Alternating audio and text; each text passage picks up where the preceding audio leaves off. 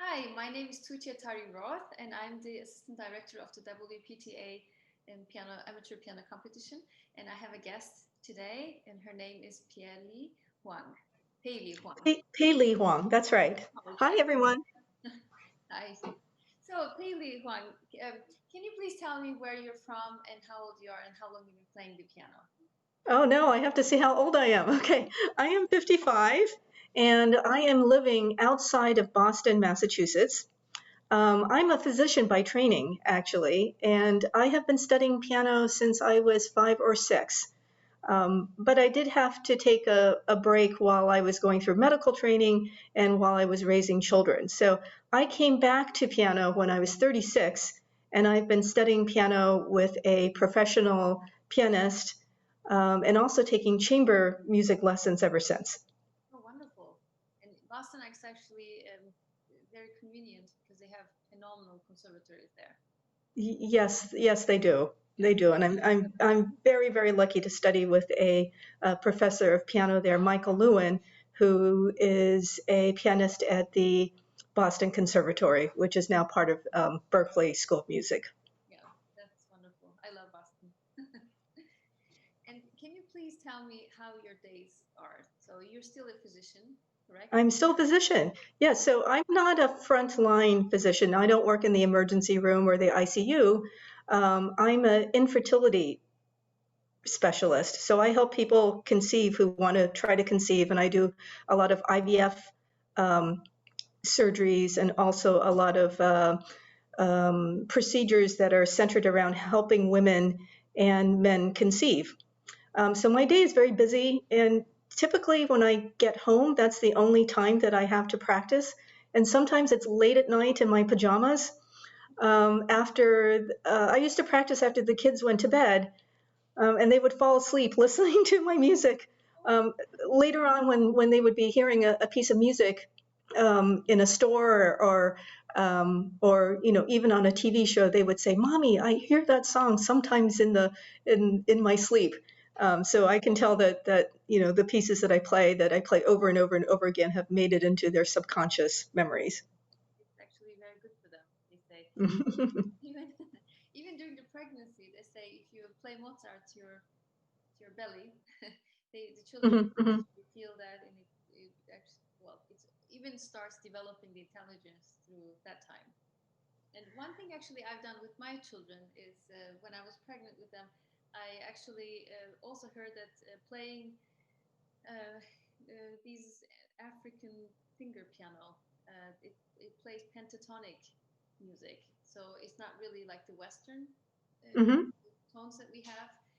But when you play that, they say, I heard that the creativity of the kids just really, I don't know if they notice it or anything like that in the belly, but I just did it because I would just relaying, sitting somewhere, and then I would play that, and it will also relax me. I figured maybe if I'm relaxed, the children will also relax. So Well, I hope that my children will appreciate music when they're older. Right now they're into the usual young adult things like social media and Instagram.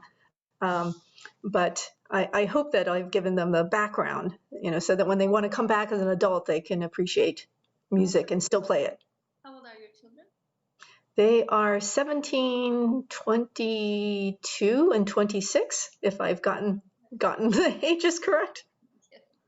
Oh, they're okay. Yeah. Then social media is probably quite important at the moment. Right, that's right. Yes. And how did you hear about the WPTA competition? A friend of mine actually sent me a email with a link to two online piano festivals. One was a Chopin piano festival for amateur pianists, and it was not a competition. It was just an opportunity to you know record and have other people listening to a recording of a Chopin performance. And there was also a live masterclass on Zoom afterwards, which was very helpful. And he also sent me the link to this piano competition, which I thought was great because without a goal to work towards, without any performances, without any opportunities to perform, practicing piano on its own may be very relaxing, but I don't think that you get any better. You know, there's not the incentive to really bring your performance up to the highest level. That's true. That's a really good point, because I also find myself in the past with any task that I try to do. For example, I didn't always live in Germany. Just since 8 years I've been in Germany. So I would actually put these goals to myself and I say, well, you know, I want to get the next certificate for the language level classes. Mm-hmm. Even though I didn't have to at all, nobody was asking me to do it. I will sign up for that exam so that I would have to practice for it. I mean, just learn it and just pass it. So I would do it on purpose.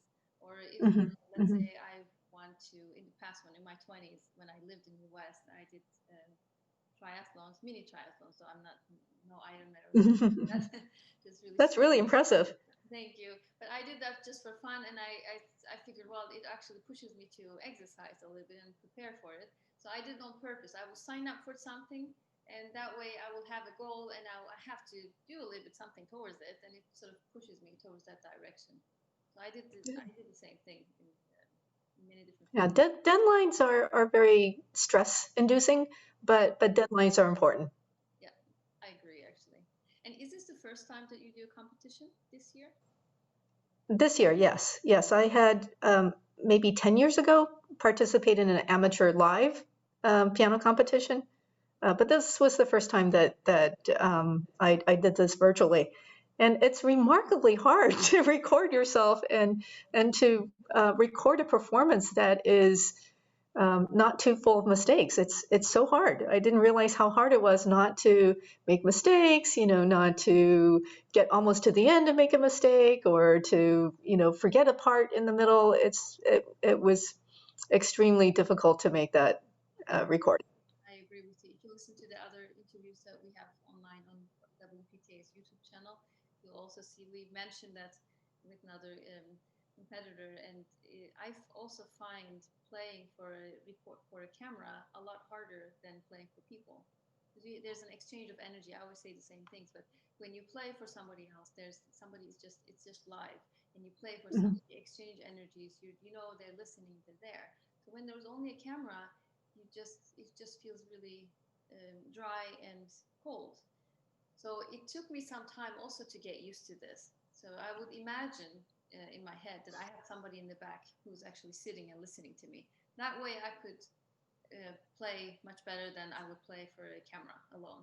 So that's just a good tip to do, actually. Just imagine you're playing for somebody else, or even maybe your spouse or one of your children can also sit there and listen to you, and then completely forget about the camera, and also give yourself time for it, because it usually in the first time we just doesn't really work because we don't get in the zone to play. But if you can just play already for people, and then you say, you know what, this time I'm going to record, and then you hit the record button and then you start to play, then that sort of helps a little bit. It was actually a very interesting exercise in getting ready to make the actual recording. Sometimes I would sit and just hit my voice memo function on my iPhone and just listen to, you know, an informal recording. And, you know, you can tell that there are things you can't hear when you're performing the piece yourself, you know, places where you wished, oh, that could have been more legato, or places where you think, oh, that could have been, you know, much more expressive. And even just knowing where the pressure points are, where the fingers break down or the memory breaks down, that was a really great learning point that I discovered during this process. Yes, and it's actually a great way to practice too. You can just do it on a normal basis, and then you see that every time you record, you'll have problems in different areas. That's also I noticed for myself, and I try to do it too. And do you only play classical music, or do you also play other genres?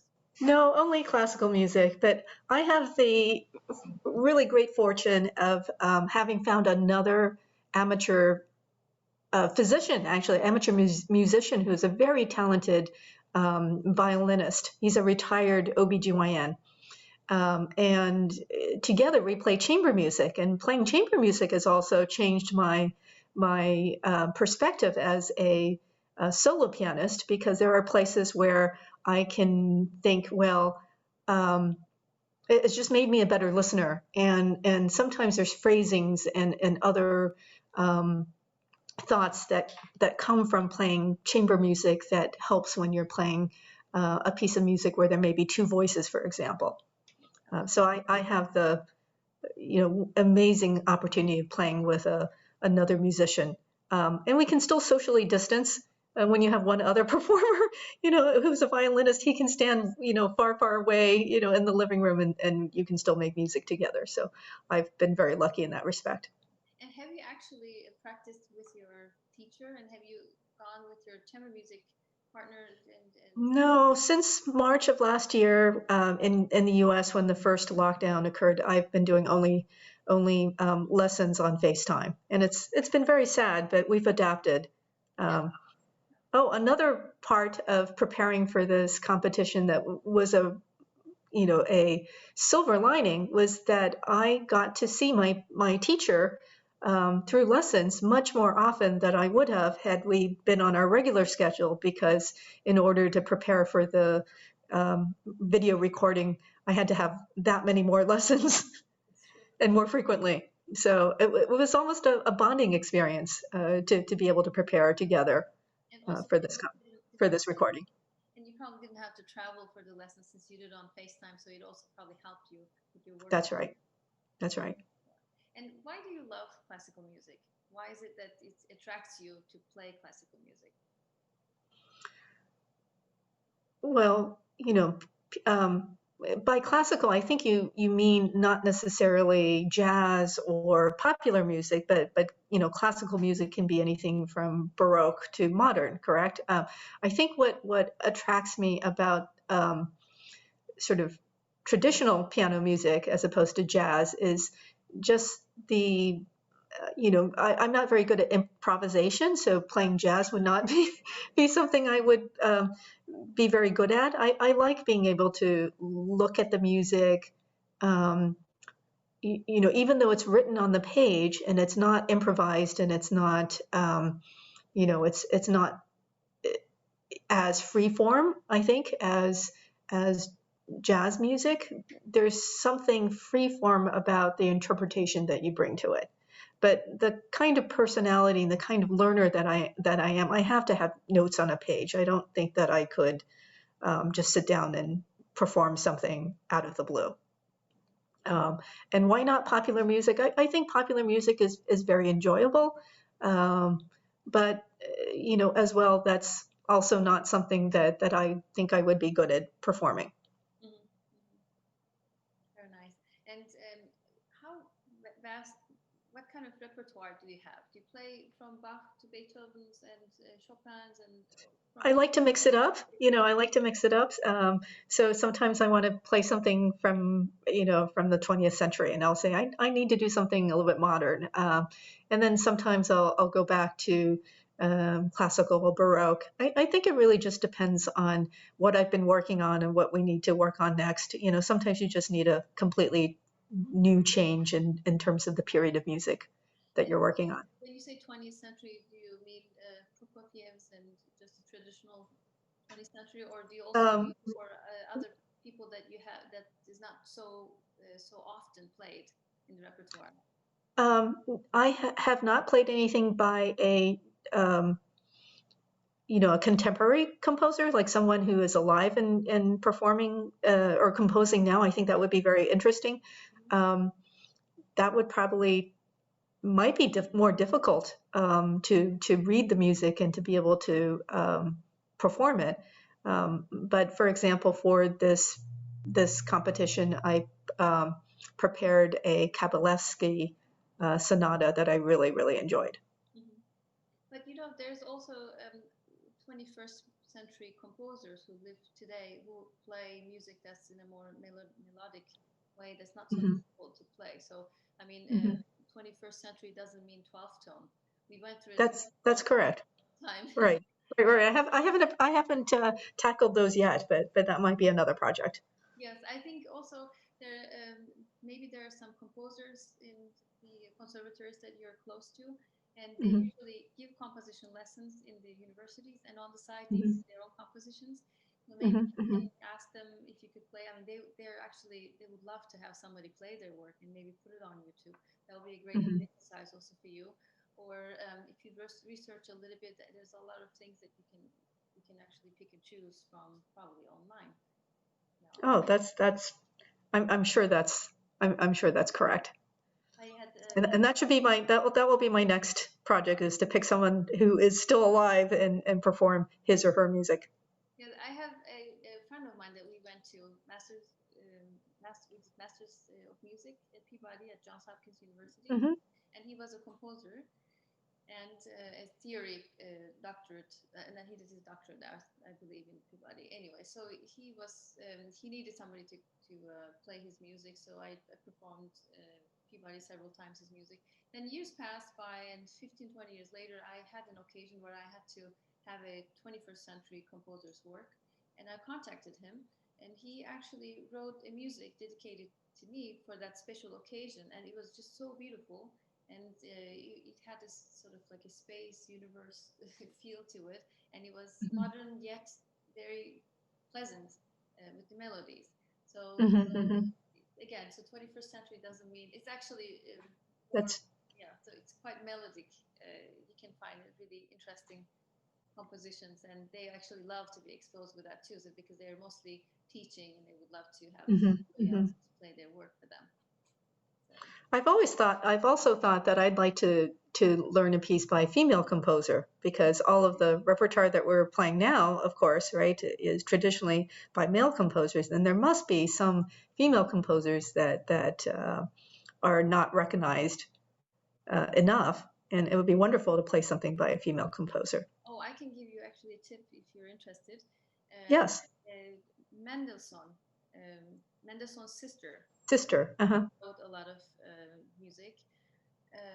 Schumann, Clara Schumann, we all know. She wrote a Mm-hmm. lot of music and she was brilliant about it. And Mm-hmm. Amy Beach, she was from actually, I believe, from Boston herself. And Mm-hmm. she was a child prodigy. And after she got married, her husband did not allow her to pursue her playing at her concerts. She got married quite early. I think she was Mm-hmm. 18 or so.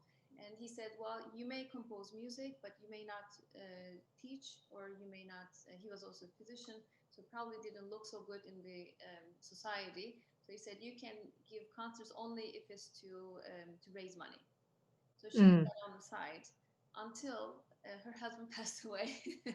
But after her husband passed away, she produced. She just went on with full-on career with her playing, and I believe she was. I think she was appointed a professor at Boston University.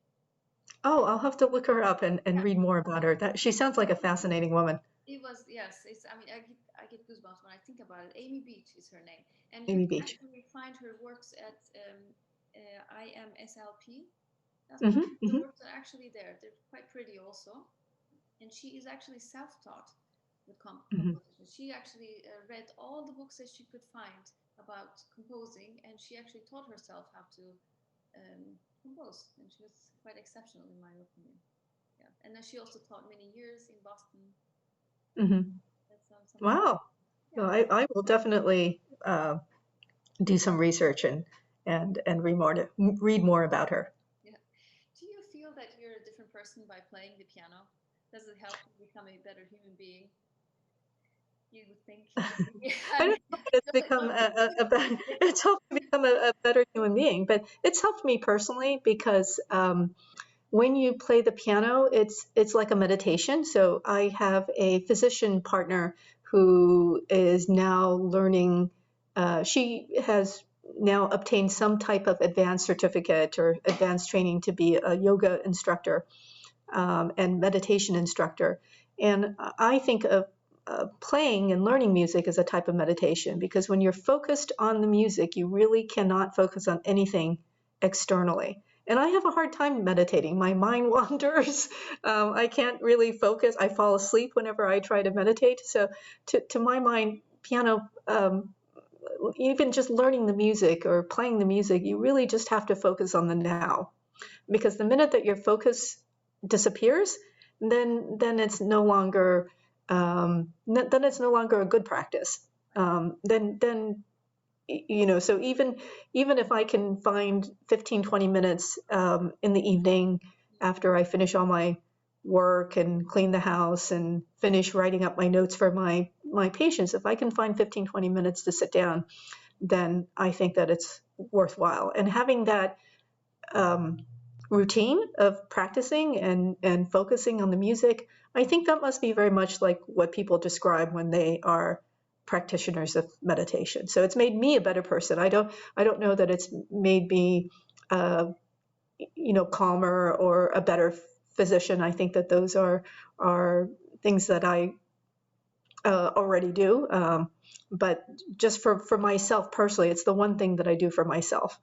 And other people who are teachers or physicians or other professions where you are helping other people, or teaching is a wonderful profession because you're forming, I think of it, you guys are wonderful. You're forming, young minds as well as adult minds. You're helping people find themselves, but playing music, performing music, that's one thing that I can do for myself, and it's a selfish pursuit, but it's something that is necessary, I think, for people to continue to function in their otherwise very stressful lives. I don't know if it's selfish, because you, by just pursuing something and feeling good yourself, you're also contributing to the society, not maybe directly but indirectly. Mm-hmm. And I believe when you also feel good, you also have an effect on the other people. So I used to think it was selfish when I was in my 20s, because I was also more focused on myself. But now I see it a little bit differently, that anything that we do, it just goes out as energy, and it doesn't get really lost, in my opinion. Right. Well, I don't think it as selfish myself because I need it to continue to function. But maybe some other people might think, oh, why are you doing this instead of doing something else? So it's important to remind ourselves that we need this. We need this to be able to continue to help other people. Exactly. Do you have any frustrations when you practice? Mainly that I'm not good enough. I'm sure everyone has the same frustrations. There are parts that are difficult, or your hands are too small to comfortably fit around the chords, and there's technical parts that are very difficult. Those are, I think, the same frustrations that everyone else has. And sorry, go ahead. Of course, not having enough time to practice, but I'm happy with my 15, 20 minutes here and there, or my 30 minutes here and there, because I as soon as my mind wanders, then it's, as I said, it's not productive anymore. So I wish I had more 30-minute chunks of day, but 15, 20, 30 minutes are usually the most that I can concentrate in one stretch. But I think if you use the time efficiently, it can also do wonders. Even 5 minutes is something that can be quite beneficial. Before I had kids, I had more time. I mean, I was teaching a lot too, and I was performing. So but I didn't have little ones to take care of. So now that I have small children, and the youngest one is 2 years old, so sometimes I literally get 5 minutes of a chunk to actually sit down and learn something. But I do it anyways, because of 5 minutes, just 5 minutes. But because Right. my concentration got so much better, and I got so effective with my practicing than I did years ago. I mean, years ago when I was sitting, I was just, oh, okay, I'll just start with a little bit sight reading here and there. I'll enjoy this piece, and then I'll start practicing. Now I immediately go to the point. Time for it. If I have to do something, I'm like, okay, let me just fix this spot, or let me just try to do this. I have an ultimate goal in my head before I started, and it seems that it actually made me a better person in practicing. Right, focused, very focused. Practicing is what you learn as you get older. And also, I'm sure that other people have said that it shared the fact that memorization is much harder as you get older. So I'm finding it much harder. It takes more time. Chunks of pieces fall off while I'm performing because the memory part is crumbling. So I feel like it is much harder to memorize music as I'm getting older. It's actually a good point, but I also saw that it can come back. After I gave birth, I realized that I lost a lot of my ability to memorize because I was sleepless, maybe it was the hormones, I don't know what it was, but I realized I could not really put anything in my head anymore, even though I had such a strong memorization skill beforehand. Then I said to myself, again, putting a goal, I said to myself, you know what? I have to schedule a concert, otherwise this is not good. I'm losing my skill. This cannot happen. So then I scheduled something, even though my child was very small, the first one, and she was very young. I said, okay, let's just do it. And it was difficult for me to get back to it. But afterwards, I realized that my memorizations start to get back again. So, I mean, you can, if you're a physician, you probably learned a lot of things too when you went to medical school. I'm pretty sure you have pretty good memory.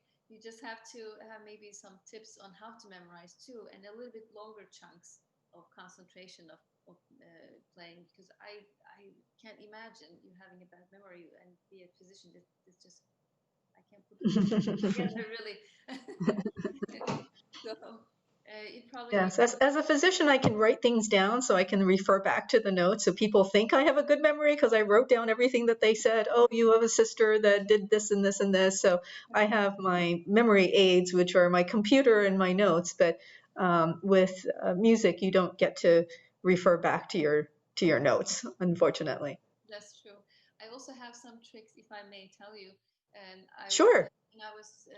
when I would practice, especially Bach, for example, then I would start. I would just put numbers of places that if I forget, then I can just. I mean, when I was younger, I would just take from certain parts. Let's say first in the beginning, you'll have the team will come, and then it will develop into something else. So I would know how to take from these spots just in case something happened.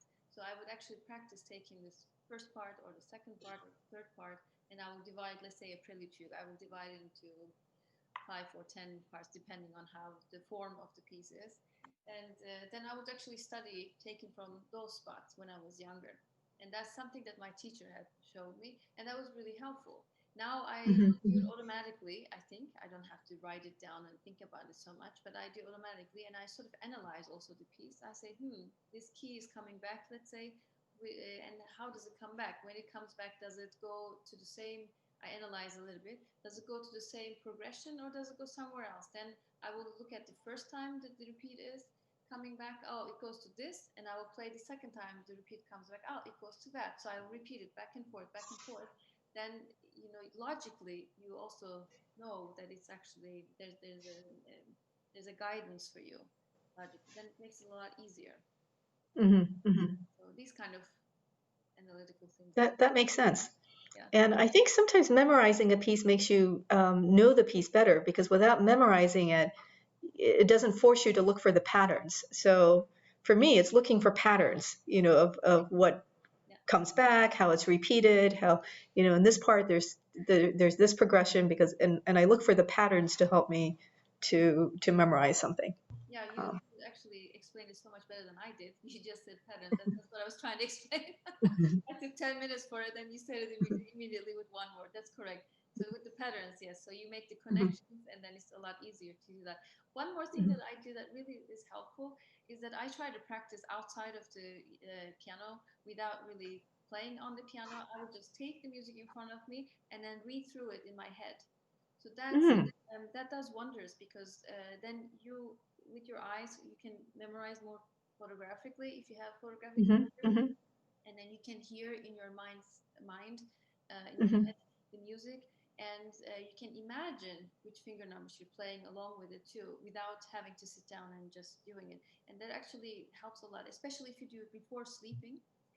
It goes to your subconscious mind, and then through the night you sort of go through it in your head, the music, and then the next day you will realize that you actually know it a lot better than the day before. Oh, I've heard about this visualization, and they say that, elite athletes, who, that they visualize themselves, kicking a football, or they visualize, what they would do in a sports situation, like swinging a golf club, or, whatever athletic skill they have to perform, and they visualize it all in their head doing it successfully. I never really understood how that could be done with the piano, but you're describing it, I think, in a way that would be really interesting to try.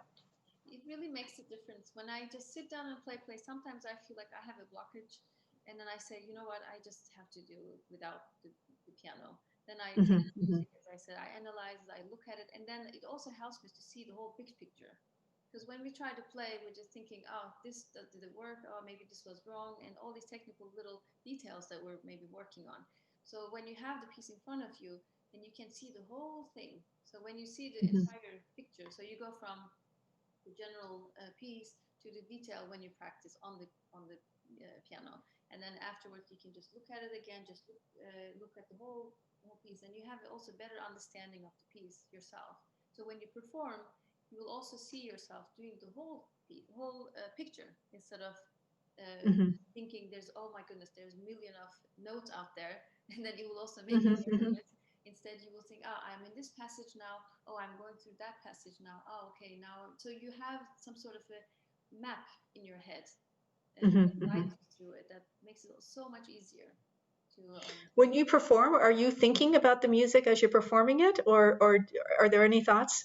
I've always wondered what professional pianists think. Are they, or if you stop to think, oh, now I'm playing this, does that make you lose concentration, or does that help for No, you to be thinking as you go? it makes me lose concentration. If I'm aware that I'm there and playing, oh my goodness, I'm in this passage, then I lose concentration. I try to get in the zone. That's everybody's goal, to get in the zone. It's difficult in the beginning. Usually, the first few minutes when you sit down to play, I also get nervous. But I try to think, they're not here for me, they're here for music. It's not about me, it's about the music. So I try to sort of think that I'm just channeling as the best at my ability as I possibly can, and try to go somewhere else myself so I can take them along with me. That's the whole purpose of it. And Hmm. when I lose my own quote ego, then I give the best concert, I would say. Mm-hmm. But what's difficult is that because the pieces are long and the concert can be long, is that you have to have an endurance with it, and it can be difficult if you're tired, if you have other things on the side that you couldn't do, or you didn't rest enough, or you got hungry. So that's sort of that. There's also outside things that can hinder it. So I worked on a lot of mental strength too. So sometimes I meditate, but not all the time. But I try to feel physically good. So I do a little bit yoga beforehand, 10, 15 minutes or so. And so that also helps. But when I sit down to play, there's certain things I hold on to. First, I sit down and I'm aware they're there, and I start playing. Then I say, okay, let's just breathe. And I start breathing a little bit more. Then eventually I go to um, I hear myself from the side, which I Mm-hmm. mean that I try to hear the music not from the keys where I sit, not from front, but I try to hear it from where the hall is actually reflecting the sound. So when I hear that, then I become the third person who listens to herself, and then I Mm-hmm. start to get in the zone. Then I make music spontaneously. Then it's not about the things that I already worked on, and I try to do the same thing, but it's rather, oh, I have a new piano in front of me, so the sound is going to be different. People are there, so everything is going to reflect differently. They have even the clothing they wear is going to absorb some of the sound. Not like when you rehearse with an empty hall. It's also different. So then you can work around it, and you can really spontaneously make art during that time. So Mm-hmm. I Mm-hmm. try to log on as much as possible to the time that I just hear myself from outside of myself, and then I go along with it. So that's the ultimate goal. Sometimes I lose it again, and then I try to come back to it and just listen on the outside. So that's usually um, something that I really hope to do. Oh, that's fascinating. That's really fascinating. Thank you for also letting me interview you and find out what goes on in the mind of a professional, pianist, because I often wonder, and sometimes I ask my teacher, but he doesn't, sometimes he'll indulge me and talk about performance, but other times he just wants to concentrate my lesson, because I suspect he thinks I'm trying to use up some time by getting him to talk instead of really buckling down to our lesson. So, but I've always wondered what went in the mind of um, a concert pianist, and if she would get as nervous as we do as amateur pianists when we sit down at the piano. So that's fascinating to see the behind the scenes I think everybody gets nervous. process. When I was younger, I did not get nervous, but I had this courage of the young person.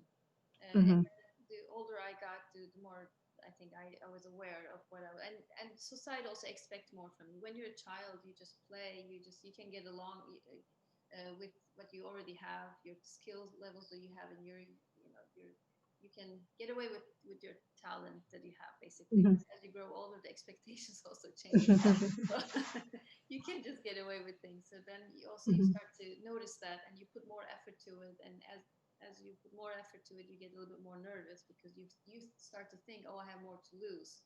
There's also something like that. So I think everybody. I mean, I also hear it from when I saw interviews of the greatest legends, they also get nervous. I don't think they have found a cure for it. Nobody has found a cure for it. It's just that they beforehand the waiting time is really dreadful. But once you sit down and start it, and then you can just get in the zone, then it's more relaxing. And I can also give you a tip with chamber music. So when you play solo, it's a different feeling. With the chamber music, it's all about collaboration.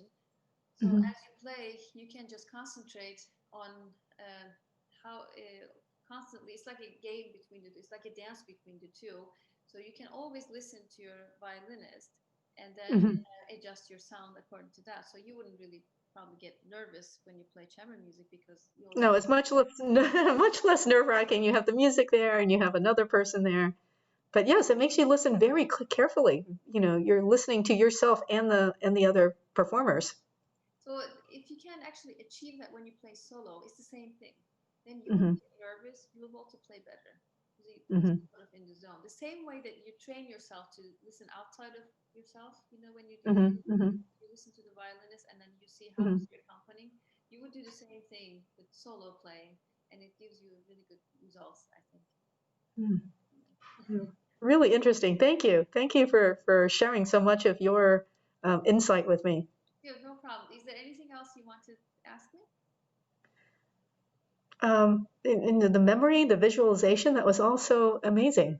So how are you doing with the pandemic, and has it affected your life My goodness, it has as a teacher and as a performer? everything. It has affected everything. And my two kids are at home and homeschooling. And homeschooling is not through the computer, so it's old-fashioned with books and there are no teachers even online? They only meet. I mean, the school that she goes to, they meet 2-3 times a week just for half an hour to see where they're at. But they expect that they just do the work at home on their own. But when I have two daughters, and my oldest daughter is in the second grade, so when she gets bored, of course, at home because she doesn't have her friends there either. She doesn't have the teacher, so it can be a challenge to. And then I say, okay, let's do this page, and I have to actually sit with her, so that takes up my time. And then, as the mother, you also know there's also cooking to do, and my youngest one's 2 years old, so she's very young. So, right, very time consuming. Yeah, it's very challenging. So usually I just I try to do some work in the nighttime. And everybody sleep, but then I'm tired the next day, and practicing is a rarity, I would say. So for us, there are these these online video recitals and competitions and festivals. You must miss performing. You must miss the live teaching. What inspires you to keep going? Oh, I love what I do. I will never stop what I do. So that's not a problem, and I adjust it too. I accept that I'm a mother, and I love actually being a mom, and I just do it sort of accordingly. But I still do lessons. We are allowed to have. Well, now we're in the lockdown, so we can't have one-on-one at the moment until mid-January. But after that, we're allowed to have private lessons, so I do give private lessons. And Mm-hmm. I also did online concerts, a couple of online Mm-hmm. concerts, and two of them are actually on WPTA's YouTube channel. Mm-hmm. And, it's been very difficult to prepare for them, especially actually there's one it's premiering right now probably or tomorrow or something. Anyway, so there's another one that's going to premiere, but it was very difficult to prepare for it because I had 4 weeks to learn 2 new pieces, and then my daughter had somebody in the classroom who had corona positive, Mm-hmm. so she had to stay at home for 2 weeks and in Mm-hmm. quarantine, complete quarantine, not going outside, nothing. So that was very Mm-hmm. difficult for a very energetic, healthy child. And then the week after, both of my kids got sick with, I mean, not corona, but Mm-hmm. they just had a fever. Colds. And, yeah, exactly. And so I lost 3 weeks. So I had pretty much, I calculated, and I had 28 hours of practice in a matter of 4 weeks. So if you Mm-hmm. divided per each sonata's movement, it was about 6 hours or so. And that was, I mean, that was four and a half hours, and that was not enough. But so I had to use the music because of that. But there's, yeah, so there's nothing that I could do about it. I'm embarrassed about it, but I couldn't do anything else because of the circumstances. So I Right. just do the best I can, and I still practice. It's also nice to be able to practice when I can. I mean, even though it's half an hour here and there, I learn new music during this time. Mm-hmm. And as I said, I also teach, and I also have some lessons online through FaceTime, and Mm-hmm. that also keeps me, I think, quite busy. Right. But you know, but everyone says that they miss the live audience. You know, they miss, you know, going up on the stage and having all those people there that are reacting to your performance. Do you miss that? Yeah, that's something else. Yes, I will. Yeah, I mean, the last one that I was going to have was end of March in 2020, and Mm-hmm. that was scheduled, and then of course that got canceled because this whole thing was new. We all went through lockdown. I mean, last year, Mm-hmm. Mm-hmm. Germany, everywhere in the world. So that was my last scheduled concert. It was end of March, and then Mm-hmm. I did online once, and then I started to learn new pieces. So that's how I sort of got to use it. But we all went through some uncertainty. I mean, many months we just didn't know what was going to happen. We were inside the Mm-hmm. house. Okay, what's going to happen? How it's going to turn out? We still are not 100% sure what's going to be. And there's a new pandemic coming up too. I heard Mm-hmm. in London. So I hope that life goes back to normal. Mm-hmm. It's Mm-hmm. quite difficult for especially older people who live on their own, and Right. it's really sad that then instead of looking forward to the future, they're thinking of the past too much. It puts them in a more depressive state, and yeah, but I mean, at least I have my children, and I'm busy with all Mm-hmm. these things, so that also helps me to stay in a better Mm-hmm. mood. Mm-hmm. But if you're alone, so I really feel bad for older people, actually. Right. And all the musicians that, you know, normally they would be performing and, you know, Yes, and maybe their income has been cut because they're not performing anymore. absolutely. And I mean, I have the fortune that my husband has a normal job where Mm-hmm. he can work from the computer too, or he can go to the office. So I'm actually fortunate with that. We're not gonna starve if I don't Mm-hmm. perform, or but Mm-hmm. I still try to continue what I try to do. But things can still continue. We can still live and survive. So Mm-hmm. I'm quite fortunate with that. But there's a lot of musicians who are husband and wife musicians, let's say. And what do they do? I mean, that's really difficult Mm-hmm. for them too. I know some people just move on with online lessons, and they do FaceTime lessons and continue with that, and that's also nice. But you have to be quite creative with new ways to figure out. And in the countries that they provide help, I mean, that's also good. But the countries that Mm-hmm. don't provide that, Right, right, right. it's quite a difficult case, I would say. Yeah, I was. Well, Yeah. uh, the vaccines are coming, so that's you know that's good. You know they're rolling out the vaccines in the U.S. at least to the hospital workers, doctors and nurses, and the elderly people in nursing homes. So I think that you know the vaccines are coming. So hopefully one day. What about the new mutation? I mean, I going to be any 100% solution because a new wave is coming up and it's going to be a Mhm. new wave. So what are we going to do then? Yeah, I think it will be like the flu vaccine. I think it will be like the flu vaccine. It will probably just we'll need to get a vaccine. I mean, I don't know, but I think that maybe it will be one thing that you have to keep continually adapting the vaccine, like the flu vaccine that you have to get every year because there are new strains of flu. Well, I have one more question for you. Sure. Is there any podcasts or Facebook groups that you participate in to find more people like you, or to find competitions, or to feel inspired, or YouTube maybe channels and things like that?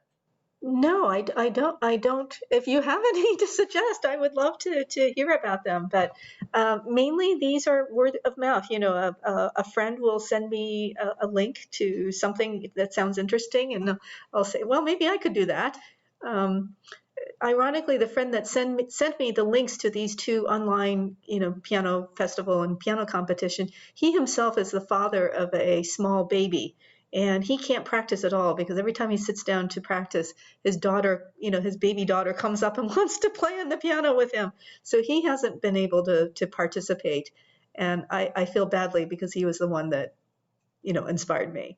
But if there are other groups that are um, and if anyone or if you know about them, I would love to find out more. Okay, I think one thing that the pandemic is going to help is that everything starts being online. So there's Mhm. also, good ways of exposing people. I mean, you found out about the competition and you're applying online. So that's also Mhm. another thing. I think it's going to have a little bigger community in the future about these things because people. Yeah, I do think that it was also, yes, the online part makes it accessible to more people because honestly, as a physician, I'm so busy. It's hard to even take vacation. So, if I had to have traveled to Missouri, I think it is, or if I had to travel to Houston for the Chopin competition, I would have never done it because I would not have had the time. So the online nature of these festivals or competitions have made it accessible for everyone. So that's one good thing. Right. Uh, Do you have an ultimate dream that you would like to reach with your level of playing, or maybe a concert you want to give, or maybe you want to play with orchestra one day, or is there anything that you strive for? If you imagine this, it would be a fantastic thing to accomplish. well, I'd like to do another live amateur piano competition and make it past the first round.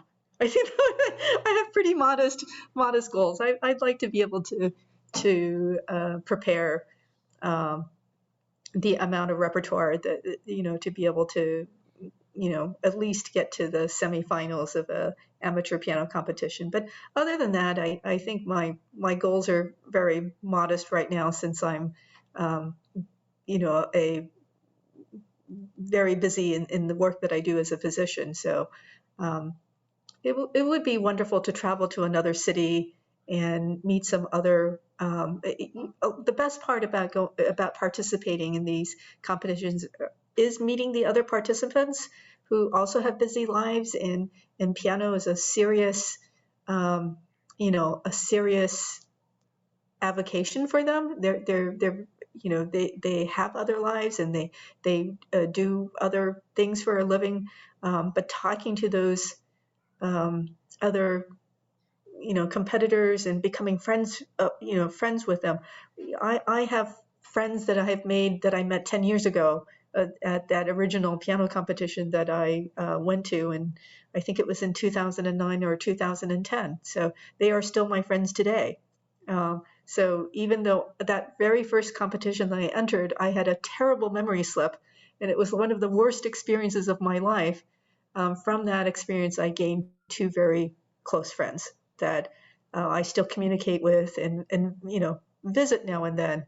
One lives in Texas and the other one lives in China, but we're still very close friends from that initial meeting 10 years ago at a piano competition. Wonderful. So making new friends, I think, is one of the highlights of participating in these competitions. But the one thing that it's not, I don't think we'll be able to make those same friends if we don't meet each other in person. So when life goes back to normal and performances can happen again, that would be something to look forward to. I think I've been really fascinated with the participants of the competition, and I have a burning desire to actually provide something for this community. And Mm-hmm. so I will keep you updated with it through either through my YouTube channel and my Mm-hmm. website. Already have a blog but it's been quite from the past. So I would Mm-hmm. actually address some of the problems that you have with practicing and playing, and some of the Mm-hmm. insights that I would like to add to this Oh, kind of. they've been really, really so valuable. Thank you so much for sharing with me today. I feel that it was a great opportunity for us to interview each other, and thank you for allowing me to do that. No problem. I'll also keep you updated with with my website and the YouTube channel and all the things that is going to come, and maybe bring the community also together. Maybe I will be the different community that can communicate with each other and help each other Right. out also. Right. So I also thank you very much for Oh, taking you're part in welcome. the competition, You're welcome. It was my pleasure. and very nice to Thank meet you. you. Thank you.